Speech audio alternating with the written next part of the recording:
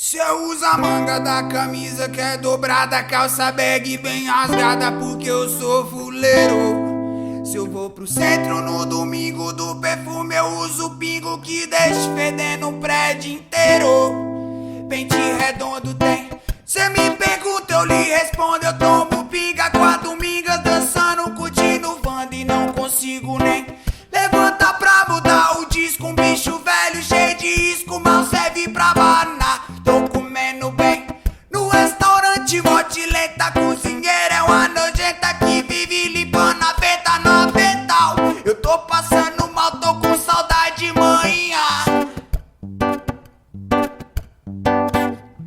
Ô mãe, esse me manda o dinheiro, que eu tô no banheiro e não tem nem papel pra cagar. So let's break this down real quick. Go ahead. We're going to start from the seated position, and I know some of you guys have worked with me for decades, some of you guys for years, some of you guys for months or weeks. Real fast. We will start with one player down, one player up, okay? We're going to get the cross collar grip. I'll break down the mechanics for the offensive partner in a second. This is very important we understand the defensive part. The idea is they're in front of me, they're going to get their grips, move to the side, and pull me into the gap where they just were.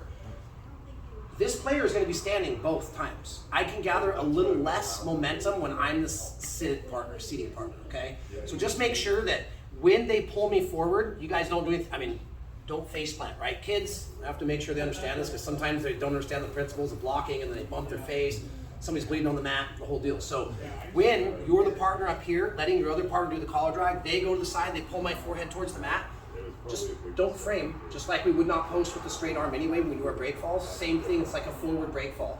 So my suggestion would leave 45 or 90 degree bend, basically double high 10 the mat, and make sure that your chin, face, nose, eyes, forehead isn't bumping the mat. So when this person sits to the side and drags me, make sure that I engage so I'm not kissing the mat. Simple stuff, yeah? All right, now we've covered that. So let's go from the head-on view to begin with. Here I am in my butt scoop position. Could be that he stood up out of my guard. It could be that I sat to an open guard. It could be that I'm playing this leg game or trying to pull and dummy sweep. A lot of reasons I could be here. We are going to do the same thing. I'm going to reach and get the cross collar palm up. Remember the saying, taller on the collar? This is his lapel. I can't control his posture as well. So when I get this grip, guys, this foregrip, this cross collar foregrip, I need to have at least one of my knuckles making contact with the neck. Remember, the deeper the better. This is an ideal grip, way back up here on the back of his neck. We can also accept this. I still have a knuckle touching his neck. Now when I move, he moves with me. But if I'm down here, I pull and it just flaps the view around.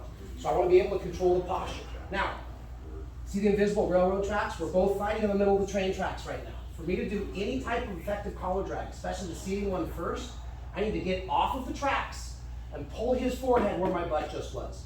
So we're in the butt scoop position. Maybe I'm scooting back and he's coming in. I switch, I get my grip.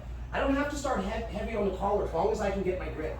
Just like with any butt scoop, I have my hand here. I need to use my foot and my hand to get off the tracks. And when I do, I'm gonna start to turn my chest towards him, pull his forehead towards the mat, and come up to my knees. So once I establish my grip, I'm gonna post, get out from in front of him, and once I scoop, I'm gonna start to turn my chest towards him, drop my elbow to the mat. And then, right now, I'll show this from a different angle. My legs are in an S ride. I need to come up onto 2 knees or 1 knee. I can go 2 knees, but for some of us who talked about our twinkle attacks, let's bring the leg up in the back and establish the seatbelt. Could I then take the back with the pull and roll? Yeah, I can go into my back attacks and start to finish from here. But for right now, let's just focus on piece by piece, okay? So a couple more times. I establish my grip, palm up, cross collar, taller on the collar towards the neck. Once I've got my good grip, I'm gonna slip to the side, pull his head, and come up towards his back. Side, pull, back, and if I can, I wanna establish my seatbelt as fast as possible, okay? Knee by knee, ankle by ankle, foot back here to where later, when I do block the knee and pull him, I can start to slip my hooks in and work any configuration of chokes, even bow and arrows, that I wanna work to finish my partner, okay? Let's take the chokes out one more time.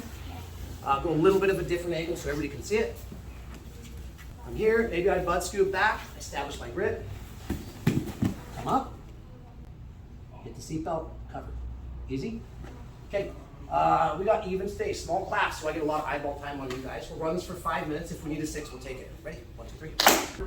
Part 2 for today is going to be exactly the same thing, except for we're going to go for the stand-up. So there's an extra step or 2 in the process. So my grip is still going to be the same. Remember that post warm-up drill we did, where I didn't just reach in and grab him?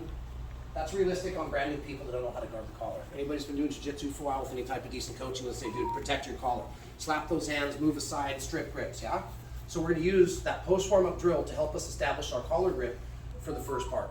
So we're in here, I might reach for him, when he pulls his hand back, I'm going to get the same thing. Make sure I've got at least one knuckle connected to his neck. And again, taller on the collar the better, because again, a lot like a snap down, I'm going to need to start to pull his forehead towards the mat. Now, the steps are different but similar. Same but different. What do I mean by that? Well, when I was down, I had to vacate the spot from in front of him and then pull him into the gap where I just was. Since I was sitting, I used my foot and my hand to post to slide out here, and then watch my legs. They came into an S as I pulled him down. It came up to at least one knee on the mat. This is going to be the same thing, but now we're going to throw a little bit of like a drop, an elevation change.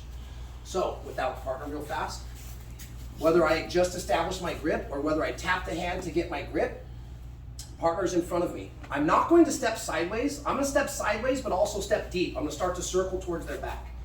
I'm going to step with, if I'm going to go drag with my right arm, I'm going to step out and deep. My foot will come in between their 2 legs. And now, as I pull and turn my chest towards their hips, watch what happens. I'm going to sit into an S. Boom. Everybody see how my legs are making an S? And my chest is facing their knees. I'm going to continue to drag them down. I'm going to use that momentum to start to reach for the hip and come up on top. So it's the same technique, but now we get to use a little more momentum. Last thing before I demo this on the light partner, as with many techniques, we're talking about takedowns. There's the technique. You guys hear me talking about the finesse all the time, right? How to set it up. This will work even better if I can get them to push on me, just like duck unders or arm drags. So if I've got a static partner and I establish my grips, it can still work from here. But if I can walk him down a little bit and elicit a pushback, once I get him pushing on me, he's providing half of the kinetic energy for me.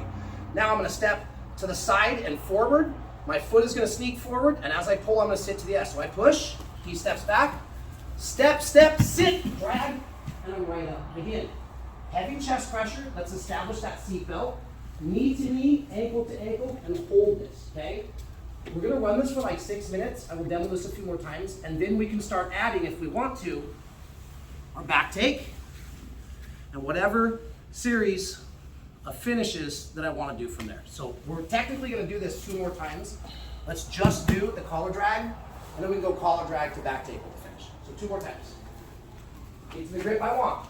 Walk him. When he goes, step, step, sit to the S and pull. Step, step, sit, and I'm up and nice and tight. Okay? Again, 2 more times. A little quicker, but not hard on Aaron. Don't kill your partner.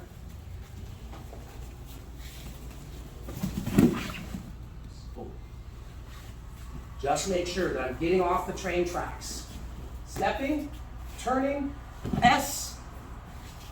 Up. Last time. Push. Side step, drag. Come up nicely. You guys need help. Just remember, partner. That thing I mentioned first, double high five the mat. Don't kiss the mat. If you do it, it's on you, not me. I warned you. Ready? 1, 2, 3. Same takedown, guys. Now we're just going to engage our offside hands. Yeah? Remember, push, push, push.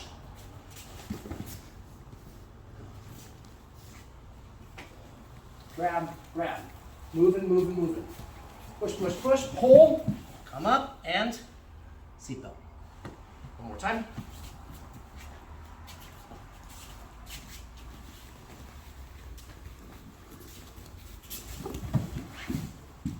Now, for anybody that's been training here for a little bit, and Matt, if you guys get this down, I'll allow you to do this too.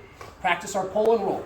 Knee to knee, ankle to ankle, hug them tight, block their knee, hug them, throw your hip at the mat, set your top side hook, and if I can, I'm gonna kick my bottom hook. Rotate with me, just so that you guys can see. What if I can't get my bottom hook through, guys? What do? Roll them to the far side. Now I set my top side hook. Now, we can throw in whatever choke we want. We have neckties, kata hajime, also known as coat hanger, okay?